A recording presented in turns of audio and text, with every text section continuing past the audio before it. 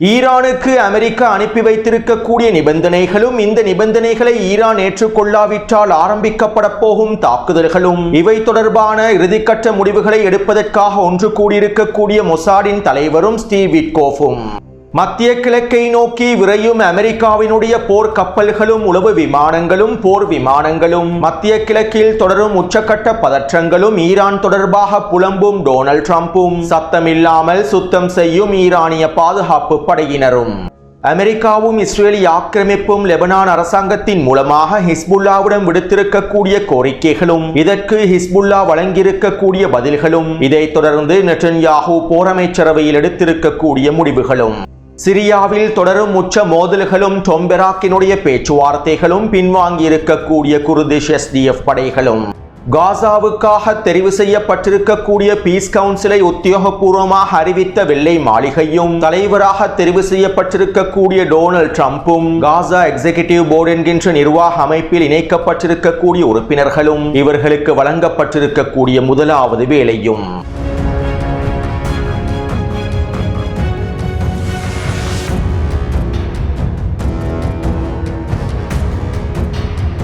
யமன் ஹவுதிகளுக்கு எதிரான போர் பதற்றம் தொடர்பாகவும் சவுதி அரேபியா மற்றும் ஐக்கிய அரபு அமீரக அடிமைகளுக்கு இடையிலான மோதல்கள் தொடர்பாகவும் இந்த மோதல்களுடைய தற்போதைய நிலைமைகள் தொடர்பாகவும் சூடானிலே நடைபெற்று வரக்கூடிய உச்ச மோதல்கள் தொடர்பாகவும் மத்திய கிழக்கு பிராந்தியத்திலே ஆரம்பிக்கப்பட போகும் இன்னும் பல போர் முனைகள் தொடர்பாகவும் எரித்திரியாவிலே களமிறங்கியிருக்கக்கூடிய யமன் ஹவுதிகள் தொடர்பாகவும் எரித்திரியாவில் போரை ஆரம்பிக்க போகும் இஸ்ரேலி ஆக்கிரமிப்பு மற்றும் அமீரகத்தின் அடுத்த கட்ட காய் நகர்த்தல்கள் தொடர்பாகவும் வெனிசுவேலாவினுடைய தற்போதைய நிலைமைகள் தொடர்பாகவும் பல முக்கியமான தகவல்களை உள்ளடக்கி இருக்கக்கூடிய இன்றைய தினத்திற்கான முதலாவது காணொளியை இன்று மதியம் பதிவிட்டிருந்தேன். மேலும் இன்றைய தினத்திற்கான முதலாவது காணொளியை பார்வையிடாதவர்கள் கீழே இருக்கக்கூடிய லிங்கினை பயன்படுத்தி பார்வையிடுங்கள். செங்கடல் பிரதேசத்திலே யமன் ஹவுதிகளை சுற்றி நடைபெற்று வரக்கூடிய பதற்ற நிலைமைகள் தொடர்பாக குறித்த காணொளியில் தெளிவாக குறிப்பிட்டுள்ளேன். மேலும் இந்த தகவல்கள் அடுத்த கட்ட நகர்வுகளை தெரிந்து கொள்வதற்கு மிகவும் முக்கியமானதாகும். இதனால் இன்றைய தினத்திற்கான முதலாவது காணொளியை பார்வையிட்டதற்கு பின்பு இந்த இரண்டாவது காணொளியை பார்வையிடுங்கள். அடுத்து காசாவிலே இஸ்ரேலி ஆக்கிரமிப்பு தொடர்ச்சியான தாக்குதல்களை மேற்கொண்டு வருகின்றது. கடந்த 48 மணித்தியாலங்களுக்குள் இஸ்ரேலி ஆக்கிரமிப்பு ராணுவம் வடக்கு காசாவிலும் மத்திய காசாவிலும் தெற்கு காசாவினுடைய கான்யூனிஸ் பிரதேசங்களிலும் 8க்கும் அதிகமான வான்வழி தாக்குதல்களை மேற்கொண்டுள்ளது. மேலும் மஞ்சளில்லை பிரதேசத்திலே தொடர்ச்சியான பீரங்கி தாக்குதல்களையும் மேற்கொண்டு வருகின்றது. அதே போன்று வடக்கு காசாவினுடைய எல்லை பிரதேசத்திற்கு அருகாமையில் நிலை கொண்டிருக்கக்கூடிய அமெரிக்க துருப்புக்களும் அமெரிக்க அதிகாரிகளும் காசாவிலே தொடர்ச்சியான உளவு நடவடிக்கைகளை மேற்கொண்டு வருகின்றார்கள். இதன் மூலமாக ஹமாஸினுடைய கட்டுப்பாட்டு பிரதேசங்கள் முழுமையாக கண்காணிக்கப்படுகின்றன. மேலும் ஹமாஸினுடைய தலைவர்கள் தொடர்பாகவும் தளபதிகள் தொடர்பாகவும் முக்கியமான போராளிகள் தொடர்பாகவும் அனைத்து உளவு தகவல்களையும் அமெரிக்க இராணுவம் பெற்றுக் கொள்கின்றது. இந்த உளவு தகவல்கள் இஸ்ரேலி ஆக்கிரமிப்புக்கு வழங்கப்பட்டு ஹமாஸினுடைய தலைவர்களையும் தளபதிகளையும் படுகொலை செய்யக்கூடிய தொடர்ச்சியான தாக்குதல்களையும் இஸ்ரேலி ஆக்கிரமிப்பு காசா முழுவதும் மேற்கொண்டு வருகின்றது. இதற்கமைவாக மத்திய காசாவினுடைய தேர் எல் பலா பிரதேசத்திலே இஸ்ரேலி ஆக்கிரமிப்பு 2 கட்டிடங்களை இலக்கு வைத்து தாக்குதல்களை மேற்கொண்டிருந்தது. இந்த தாக்குதலிலே மத்திய காசாவினுடைய தேர் எல் பலா படைப்பிரிவினுடைய தளபதியான அபு ஃபுவாத் அல் ஹவுலி அவர்கள் படுகொலை செய்யப்பட்டுள்ளார். மேலும் அவரோடு சேர்ந்து அவருடைய குடும்ப உறுப்பினர்களும் இஸ்ரேலி ஆக்கிரமிப்பின் தாக்குதலில் படுகொலை செய்யப்பட்டுள்ளார்கள். அவருடைய மனைவி, குழந்தைகள், உறவினர்கள் என 14க்கும் அதிகமானோர் இனப்படுகொலை செய்யப்பட்டுள்ளார்கள். அதே போன்று நேற்று மாலை வடக்கு காசாவினுடைய தூஃபா மேற்கு பிரதேசத்திலும் இஸ்ரேலி ஆக்கிரமிப்பு படுகொலை தாக்குதல் ஒன்றை மேற்கொண்டுள்ளது. ஹமாஸினுடைய 2 கட்டளை தளபதிகளை இலக்கு வைத்து இந்த படுகொலை தாக்குதல் மேற்கொள்ளப்பட்டிருப்பதாக தெரிவிக்கப்படுகின்றது. இருப்பினும் குறித்த தாக்குதலில் படுகொலை செய்யப்பட்டிருக்கக்கூடிய ஹமாஸின் கட்டளை தளபதிகள் தொடர்பான தகவல்கள் இன்னும் வெளிப்படுத்தப்படவில்லை. அடுத்து நேற்றைக்கு முன்தினம் காலை வேளையில் ரஃபாவினுடைய மேற்கு பிரதேசத்தில் மோதல்கள் ஏற்பட்டிருந்தன. அதாவது ரஃபாவின் மேற்கு பிரதேசத்தில் இருக்கக்கூடிய சுரங்கப்பாதை ஒன்றிலிருந்து 6 பலஸ்தீனிய போராளிகள் வெளியேறியுள்ளார்கள். இஸ்ரேலி ஆக்கிரமிப்பு ராணுவம் கட்டுப்படுத்தக்கூடிய பிரதேசத்திலிருந்து ஹமாஸ் கட்டுப்படுத்தக்கூடிய பிரதேசத்தை நோக்கிய இவர்கள் சென்றுள்ளார்கள். இந்த சந்தர்ப்பத்திலே குறித்த பகுதியில் நிலை கொண்டிருக்கக்கூடிய இஸ்ரேலி ஆக்கிரமிப்பின் பீரங்கிகள் தொடர்ச்சியான தாக்குதல்களை மேற்கொண்டுள்ளன.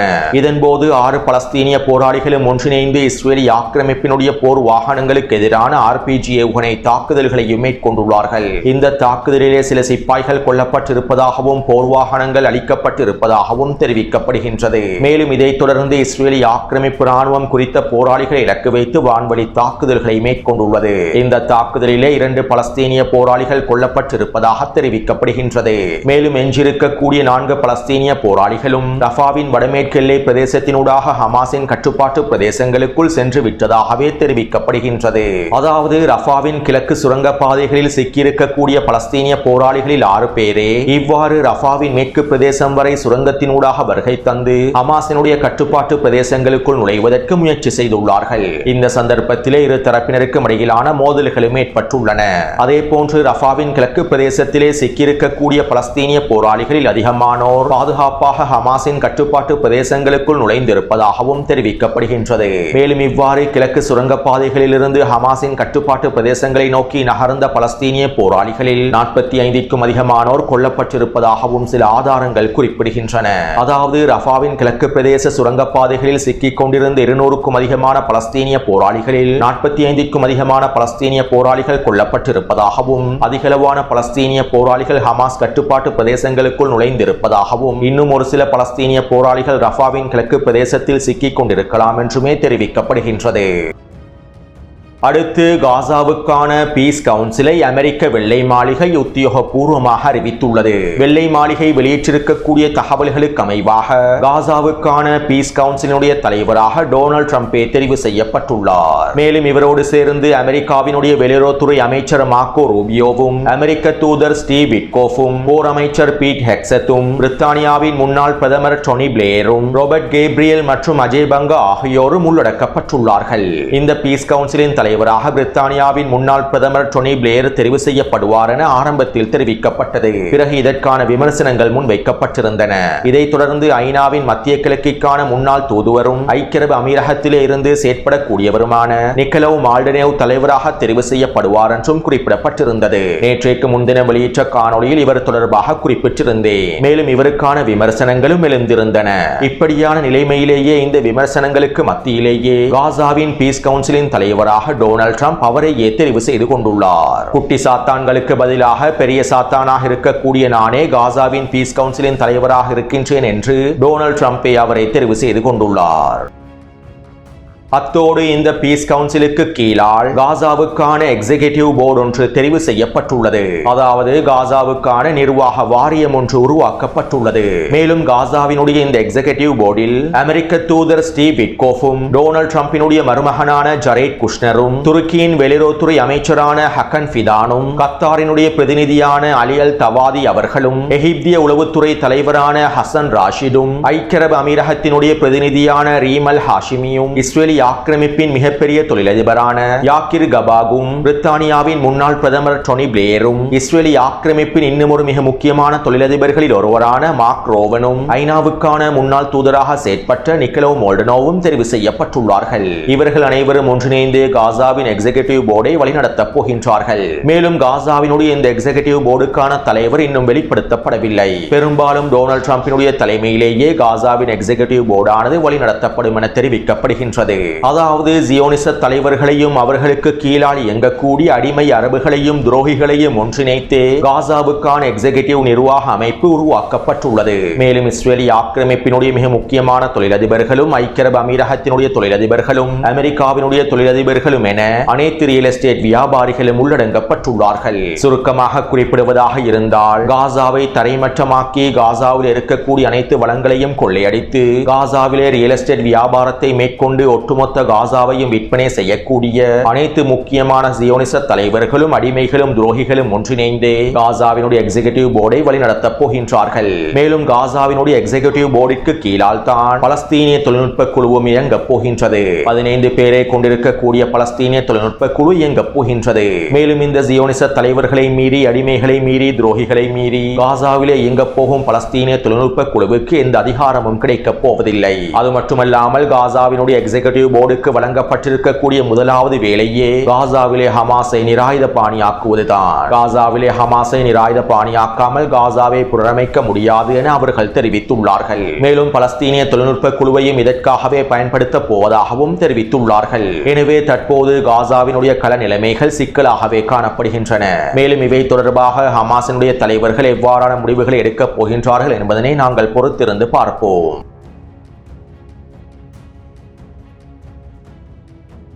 அடுத்து சிரியாவிலே மோதல்கள் தொடர்கின்றன. குறித்த வரைபடத்தில் இலக்கம் 1 குறிப்பிடப்பட்டிருக்கக்கூடிய எலப்போவின் ஷேக் மக்சூத் பிரதேசத்திலும் இலக்கம் 2 குறிப்பிடப்பட்டிருக்கக்கூடிய தேர் ஹஃபர் பிரதேசத்திலும் மோதல்கள் தொடர்கின்றன. ஜூலானியினுடைய படைகளுக்கும் குர்திஷ் படைப்பிரிவான SDF படைப்பிரிவுக்கும் இடையிலேயே குறித்த பிரதேசத்தில் கடந்த ஒரு வாரத்திற்கும் மேலாக மோதல்கள் விரிவடைந்து வருகின்றன.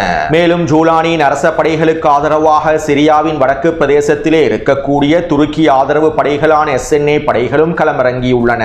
மார்ச் 10 ஒப்பந்தத்திற்கமைவாக SDF குர்திஷ் படைகள் சரணடைந்து விட வேண்டும் என்றும் சிரியாவினுடைய அரசாங்கத்தோடு இணைந்து செயற்பட வேண்டும் என்றும் தேர் ஹஃபர் பிரதேசத்திலும் ஆயுதங்களை கீழே வைத்து விட வேண்டும் என்றும் ஜூலானியின் படைகளும் SNA படைகளும் SDF குர்திஷ் படைகளுக்கு எதிரான மிரட்டல்களை வெளியிட்டுள்ளார்கள். இல்லாவிட்டால் சிரியாவின் வடகிழக்கு பிரதேசத்தினை முழுமையாக கைப்பற்றுவதற்கான தாக்குதல்களை விரைவில் ஆரம்பிக்க போவதாகவும் அறிவித்துள்ளார்கள். இப்படியான நிலைமையில் இன்றைய தினம் அமெரிக்க தூதர் டாம் பெராக் ஈராக்கினுடைய குர்திஸ்தான் பிரதேசத்தினுடைய தலைநகரில் களமிறங்கியுள்ளார். மேலும் சிரியாவின் வடகிழக்கு பிரதேசத்தில் இருக்கக்கூடிய SDF குர்திஷ் படைப்பிரிவினுடைய தளபதியையும் சந்தித்து கலந்துரையாடல்களை மேற்கொண்டுள்ளார். இந்த கலந்துரையாடல்களை தொடர்ந்து அமெரிக்க தூதர் டாம் பெராக் ஊடகங்களிடம் இவ்வாறு தெரிவித்தார். சிரியாவில் இருக்கக்கூடிய அனைத்து தரப்பினரோடும் அமெரிக்கா நெருங்கிய தொடர்பில் இருக்கின்றது. சிரியாவினுடைய அரச படைகளுக்கும் குர்திஷ் படைப்பிரிவுகளுக்கும் இடையிலான பதற்றத்தினை தணிப்பதற்காக நாங்கள் எல்லாவிதமான வேலை திட்டங்களையும் மேற்கொண்டு வருகின்றோம். சிரியாவினுடைய தற்போதைய ஜனாதிபதி அஹமது அல் ஷாரா சிறப்பாக செயற்படுகின்றார். அமெரிக்காவினுடைய நலன்களுக்கு அமைவாக அவர் அனைத்து வேலை திட்டங்களையும் முன்னெடுக்கின்றார். மேலும் சிரியாவிலே அமெரிக்காவின் மிக முக்கியமான கூட்டணியாகவும் அஹமது அல் ஷாரா விளங்குகின்றார். அதே போன்று சிரியாவின் வடகிழக்கு பிரதேசத்தில் இருக்கக்கூடிய குர்திஷ் படைகளும் அமெரிக்காவினுடைய நீண்ட கால கூட்டணியாகவே இருக்கின்றார்கள். கடந்த காலங்களில் நாங்கள் குர்திஷ் படைகளோடு ஒன்றிணைந்து பல வேலை திட்டங்களை வடகிழக்கு சிரியாவிலே மேற்கொண்டுள்ளோம். மேலும் எங்களுக்கு அவர்களும் மிக முக்கியமானவர்கள். சிரியாவினுடைய அரசாங்கமும் முக்கியமானது. இதனால் தற்போது இருவருக்கும் இடையில் ஒற்றுமையை ஏற்படுத்துவதற்கும் உறவுகளை வலுப்படுத்துவதற்கும் ஏற்பட்டிருக்கக்கூடிய மோதல்களை முடிவுக்கு கொண்டு வருவதற்கும் நாங்கள் அனைத்து விதமான வேலை திட்டங்களையும் முன்னெடுத்து வருகின்றோம். இதற்கமைவாகவே தற்போது பலதரப்பட்ட பேச்சுவார்த்தைகள் மேற்கொள்ளப்பட்டு வருகின்றன. இந்த பேச்சுவார்த்தைகளின் இறுதியில் சிறந்த முடிவுகள் எடுக்கப்படும் என்றும் அமெரிக்க தூதர் டாம் பெராக் தெரிவித்துள்ளார். அத்தோடு அமெரிக்க தூதர் டாம் பெராக்கினுடைய தலைமையில் நடைபெற்ற பேச்சுவார்த்தைகளுக்கு பின்பு சிரியாவினுடைய எலப்போ டேர் ஹஃபர் பிரதேசத்திலே இருக்கக்கூடிய SDF படைப்பிரிவுகள் முழுமையாக பின்வாங்கியுள்ளார்கள். இதைத் தொடர்ந்து ஜூலானின் அரச படைகள் எலப்போவினுடைய ஷேக் மக்சூத் மற்றும் டேர் ஹஃபர் பிரதேசங்களை முழுமையாக கைப்பற்றிக் கொண்டுள்ளார்கள். இன்று மாலை குறித்த பிரதேசங்கள் அனைத்தும் ஜூலானியின் படைகளுடைய கட்டுப்பாட்டுக்கு கீழால் கொண்டு வரப்பட்டுள்ளன. அத்தோடு மோதல்கள் இன்னும் முடிவடையவில்லை. சிரியாவினுடைய பதற்ற நிலைமைகள் முடிவுக்கு கொண்டு வரப்படவில்லை. வடகிழக்கு சிரியாவில் இருக்கக்கூடிய ஒட்டுமொத்த குர்திஷ் படைகளையும் சரணடையுமாறும் குர்திஷ் மக்களுக்கான உரிமைகளை நாங்கள் முழுமையாக வழங்குகின்றோம் என்றும் ஜூலானி இன்று மாலை அறிக்கைகளையும் வெளியிட்டிருந்தார். மேலும் அமெரிக்காவினுடைய தலைமையில் இரு அடிமைகளுக்கு இடையிலான பேச்சுவார்த்தைகள் மேற்கொள்ளப்படும் என்றும் அடுத்த வாரத்திற்குள் அடுத்த கட்ட பேச்சுவார்த்தைகள் மேற்கொள்ளப்பட்டு முடிவுகள் எடுக்கப்படும் என்றும் அமெரிக்க ஊடகங்கள் செய்திகளில் குறிப்பிட்டுள்ளன. அடுத்து தெற்கு லெபனான் பிரதேசத்திலே இஸ்ரேலி ஆக்கிரமிப்பு ராணுவம் தொடர்ச்சியான தாக்குதல்களை மேற்கொண்டு வருகின்றது. கடந்த 48 மணித்தியாலங்களுக்குள் தெற்கு லெபனான் பிரதேசத்திலே 18க்கும் அதிகமான தாக்குதல்களை மேற்கொண்டுள்ளது. இந்த தாக்குதலிலே தெற்கு லெபனானினுடைய நகர்ப்புற பிரதேசங்களில் இருக்கக்கூடிய 5க்கும் அதிகமான குடியிருப்பு கட்டிடங்கள் தரைமட்டமாக்கப்பட்டுள்ளன. இவ்வளவு நாளாக தெற்கு லெபனானினுடைய கிராமப்புறங்களையே இஸ்ரேலி ஆக்கிரமிப்பு இலக்கு வைத்தது. தற்போது தெற்கு லெபனானின் நகர்ப்புற பிரதேசத்திலே இருக்கக்கூடிய குடியிருப்பு கட்டிடங்களை அழித்து தரைமட்டமாக்கி வருகின்றது. ஹிஸ்புல்லா இராணுவத்தினர் குறித்த குடியிருப்பு கட்டிடங்களில் இருப்பதாகவும் அவர்களை இலக்கு வைத்து அவர்களுடைய திறன்களை இலக்கு வைத்து நாங்கள் தாக்குதல்களை மேற்கொள்வதாகவும் இஸ்ரேலி ஆக்கிரமிப்பு ராணுவம் அறிவிக்கின்றது. அடுத்து கடந்த 3 நாட்களுக்கு முன்பு நடைபெற்ற ஊடக சந்திப்பில் லெபனானினுடைய வெளியுறவுத்துறை அமைச்சர் இவ்வாறு தெரிவித்தார். ஹிஸ்புல்லா இராணுவத்தினர் நிராயுதபாணியாக்கப்பட வேண்டும். லெபனானுக்குள்ளே அவர்களுடைய ஆயுதங்கள் முழுமையாக முடக்கப்பட வேண்டும். ஹிஸ்புல்லா நிராயுதபாணியாக்கப்பட்டு அவர்களுடைய ஆயுதங்கள் லெபனானிய அரசாங்கத்திடம் ஒப்படைக்கப்பட வேண்டும். இவ்வாறு ஹிஸ்புல்லா நிராயுதபாணியாக்கப்படாவிட்டால் லெபனானுக்குள்ளே தொடர்ச்சியான தாக்குதல்களை மேற்கொள்வதற்கு இஸ்ரேலுக்கு எல்லாவிதமான உரிமைகளும் இருக்கின்றது என லெபனானினுடைய வெளியுறவுத்துறை அமைச்சர் தெரிவித்துள்ளார். அதாவது ஹிஸ்புல்லா இராணுவத்தினர் நிராயுதபாணியாக்கப்படாவிட்டால் லெபனானுக்குள்ளே உச்ச வான்வழி தாக்குதல்களை மேற்கொண்டு லெபனானுக்குள்ளே இருக்கக்கூடிய குடியிருப்பு கட்டிடங்களை தரைமட்டமாக்கி லெபனானிய மக்களை படுகொலை செய்வதற்கு இஸ்ரேலுக்கு எல்லாவிதமான உரிமையும் இருக்கின்றது என லெபனானினுடைய வெளியுறவுத்துறை அமைச்சர் தெரிவித்துள்ளார். உண்மையில் லெபனானிய வெளியுறவுத்துறை அமைச்சருடைய இந்த கருத்துக்கள் லெபனானிய மக்களுக்கு எதிரானதாகும். ஹிஸ்புல்லாவை நிராயுதபாணியாக்காவிட்டால் இஸ்ரேல் லெபனானுக்குள்ளே மேற்கொள்ளக்கூடிய அனைத்து நடவடிக்கைகளும் சட்டப்பூர்வமானது என்று அவர் குறிப்பிட்டுள்ளார். அடுத்து கடந்த 2 நாட்களுக்கு முன்பு ஈரானுக்கு எதிரான தாக்குதல் பதற்றங்கள் உச்சக்கட்டத்தை அடைந்திருந்த வேளையில் ஈரானுக்கு எதிரான தாக்குதல்களை அமெரிக்கா மேற்கொள்வதற்காக தயாராக இருந்த வேளையில் அமெரிக்காவும் இஸ்ரேலிய ஆக்கிரமிப்பும் லெபனானிய அரசாங்கத்தின் மூலமாக ஹிஸ்புல்லா இராணுவத்திற்கு செய்தி ஒன்றை அனுப்பியுள்ளது. மேலும் குறித்த செய்தியின் மூலமாக ஹிஸ்புல்லாவிடம் கோரிக்கைகளையும் முன்வைத்துள்ளது. அதாவது ஈரானுக்கு எதிரான தாக்குதல்கள் ஆரம்பிக்கப்பட்டதற்கு பின்பு ஹிஸ்புல்லா இராணுவத்தினர் இதற்கு பதிலடியாக இஸ்ரேலுக்கு எதிராக தாக்குதல்களை மேற்கொள்ளக்கூடாது. ஈரானுக்கு எதிரான போர் ஆரம்பிக்கப்பட்டாலும் ஹிஸ்புல்லா அமைதியாகவே இருக்க வேண்டும். எந்தவிதமான பதிலடி தாக்குதல்களையும் இஸ்ரேலுக்கு எதிராக மேற்கொள்ளக்கூடாது. இதற்கான உறுதிமொழிகளை ஹிஸ்புல்லா இராணுவத்தினர் லெபனானிய அரசாங்கத்திடமும் அமெரிக்காவிடமும் வழங்க வேண்டும் என அமெரிக்காவும் இஸ்ரேலிய ஆக்கிரமிப்பும் லெபனானிய அரசாங்கத்தின் மூலமாக ஹிஸ்புல்லா இராணுவத்திடம் கோரிக்கைகளை முன்வைத்துள்ளது. அதாவது ஈரானுக்கு எதிரான தாக்குதல்கள் ஆரம்பிக்கப்பட்டதற்கு பின்பு ஹிஸ்புல்லா இராணுவத்தினர் இஸ்ரேலுக்கு எதிரான தாக்குதல்களை ஆரம்பிக்க கூடாது என ஹிஸ்புல்லா உறுதி செய்ய வேண்டும் என அமெரிக்காவும் இஸ்ரேலிய ஆக்கிரமிப்பும் கோரிக்கைகளை முன்வைத்துள்ளது. மேலும் இதற்கு ஹிஸ்புல்லா இராணுவத்தினுடைய தலைவர்கள் இவ்வாறு பதில் வழங்கியுள்ளார்கள். ஈரானுக்கு எதிரான தாக்குதல்கள் ஆரம்பிக்கப்பட்டதற்கு பின்பு நாங்கள் இஸ்ரேலுக்கு எதிரான பதிலடிகளை ஆரம்பிக்க மாட்டோம் என எங்களுக்கு வாக்குறுதிகளை வழங்க முடியாது. நீங்கள் ஈரானுக்கு எதிரான போரை ஆரம்பித்தால் அது பிராந்தியம் முழுவதும் விரிவடையும். மேலும் நாங்கள் எங்களுடைய நிலைப்பாடுகளை வேகமாக மாற்றுவோம். ஈரானுக்கு ஆதரவாக என்னவெல்லாம் செய்ய முடியுமோ அதற்கான அனைத்து முடிவுகளையும் நாங்கள் எடுப்போம். மேலும் எங்களுக்கு ஒரு வாக்குறுதிகளையும் வழங்க முடியாது என ஹிஸ்புல்லாவினுடைய தலைவர்கள் லெபனானிய அரசாங்கத்தின் மூலமாக பதில்களை வழங்கியுள்ளார்கள். இப்படியான நிலைமையில் நேற்றிரவு நெட்டன்யாஹூ விசேட போரமைச்சரவை கூட்டத்தினை ஆரம்பித்துள்ளார். மேலும் குறித்த போரமைச்சரவை கூட்டத்தில் ஹிஸ்புல்லாவினுடைய பதில்கள் தொடர்பாகவும் ஈரானுக்கு எதிரான தாக்குதல்கள் ஆரம்பிக்கப்பட்டால் இஸ்ரேலுக்கு எதிரான தாக்குதல்களை ஆரம்பிப்பதற்கு ஹிஸ்புல்லா இராணுவத்தினர் தயாராக இருப்பது தொடர்பாகவும் கலந்துரையாடல்கள் மேற்கொள்ளப்பட்டுள்ளன. அதாவது ஹிஸ்புல்லா அனைத்திற்கும் தயாராகவே இருக்கின்றது. ஈரானுக்கு எதிரான போரிலே இஸ்ரேலுக்கு எதிராக ஹிஸ்புல்லா களமிறங்குவதற்கு தயாராகவே இருக்கின்றது. இதனால் நாங்கள் ஹிஸ்புல்லாவினுடைய திறன்களை மேலும் வலுவிழக்க செய்ய வேண்டும். ஹிஸ்புல்லாவுக்கு எதிரான அடுத்த கட்ட போரை விரைவாக ஆரம்பிக்க வேண்டும் என குறித்த போரமைச்சரவையில் முடிவுகள் எடுக்கப்பட்டிருப்பதாகவும் இஸ்ரேலிய ஆக்கிரமிப்பு ஊடகங்கள் செய்திகளில் குறிப்பிட்டுள்ளன.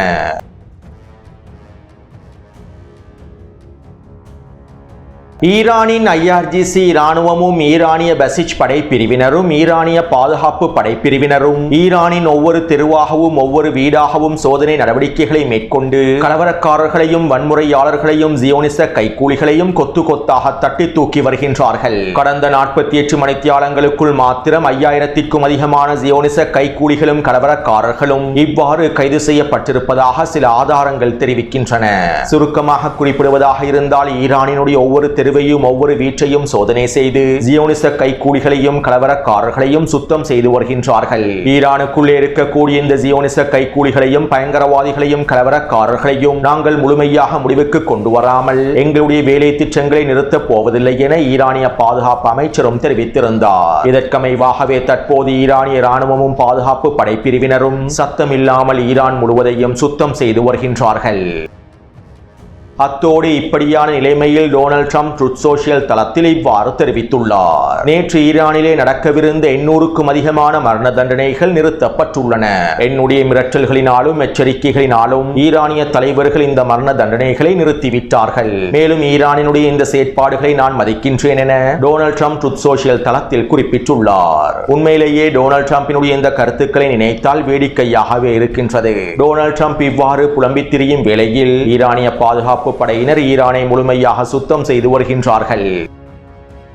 அடுத்து அமெரிக்க தூதர் ஸ்டீவ் விட்கோஃபின் மூலமாக டொனால்ட் ட்ரம்பினுடைய நிர்வாகம் ஈரானுக்கு சில நிபந்தனைகளை அனுப்பி வைத்துள்ளது. இந்த நிபந்தனைகளை ஈரான் முழுமையாக ஏற்றுக்கொண்டால் அடுத்த கட்ட மோதல்கள் விரிவாக்கப்படாது என்றும், இந்த நிபந்தனைகளை ஏற்றுக்கொள்ளாவிட்டால் ஈரானுக்கு எதிரான அடுத்த கட்ட மோதல்கள் அவசரமாக மேற்கொள்ளப்படும் என்றும் ஈரானிய தலைவர்களுக்கு டொனால்ட் ட்ரம்பினுடைய நிர்வாகம் தெரிவித்திருப்பதாக குறிப்பிடப்படுகின்றது. அதாவது ஈரான் அதனுடைய யுரேனியம் செறிவூட்டலை முழுமையாக நிறுத்த வேண்டும். செறிவூட்டப்பட்ட 400 கிலோகிராம் யுரேனியத்தினை அமெரிக்காவிடம் ஒப்படைக்க வேண்டும். அதே போன்று ஈரான் அதனுடைய ஏவுகணை திறன்களை முடக்க வேண்டும். ஈரானுக்குள்ளே உற்பத்தி செய்யப்பட்டிருக்கக்கூடிய ஏவுகணைகள் அனைத்தையும் முழுமையாக அழித்து விட வேண்டும். அதே போன்று ஈரான் மத்திய கிழக்கு பிராந்தியத்தில் இருக்கக்கூடிய எதிர்ப்பற்றுக்களுக்கான முழுமையான ஆதரவை நிறுத்த வேண்டும். மேலும் ஈரானுக்குள்ளே நடைபெறக்கூடிய ஆர்ப்பாட்டக்காரர்களுக்கு எதிராக தாக்குதல்களை மேற்கொள்ளக்கூடாது. ஆர்ப்பாட்டங்களுக்கு முழுமையான சுதந்திரத்தினை வழங்க வேண்டும் என கிட்டத்தட்ட 5க்கும் அதிகமான நிபந்தனைகளை அமெரிக்கா ஈரானுக்கு அனுப்பி வைத்துள்ளது. ஈரானுக்குள்ளே இவர்கள் மேற்கொண்ட அனைத்து திட்டங்களும் தோல்வியில் முடிவடைந்துள்ளன. அமெரிக்காவினுடைய CIA உளவு பிரிவு, மொசாட் உளவு பிரிவும் ஈரானுக்குள்ளே தோல்வியடைந்து விட்டார்கள். இவை தொடர்பாக நேற்றைய காணொலியில் தெளிவாக குறிப்பிட்டிருந்தேன். இதனால் தான் டொனால்ட் ட்ரம்பின் நிர்வாகம் ஈரானுக்கு எதிரான தாக்குதல்களை பிற்படுத்தியது. ஆனால் ஈரானுக்கு எதிரான தாக்குதல்களை முழுமையாக நிறுத்தவில்லை. எனவே தற்போது இந்த நிபந்தனைகளை ஈரானுக்கு அனுப்பி வைத்து ஈரானுக்கு எதிரான அடுத்த கட்ட தாக்குதல்களை மேற்கொள்வதற்கான வாய்ப்புகளை உருவாக்கி, ஈரானுக்கு எதிரான தாக்குதல்களை மேற்கொள்வதற்கான காரணங்களையும் உருவாக்கி, ஈரானுக்கு எதிரான அடுத்த கட்ட போரை ஆரம்பிப்பதற்கு அமெரிக்காவும் இஸ்ரேலிய ஆக்கிரமிப்பு முயற்சி செய்கின்றன.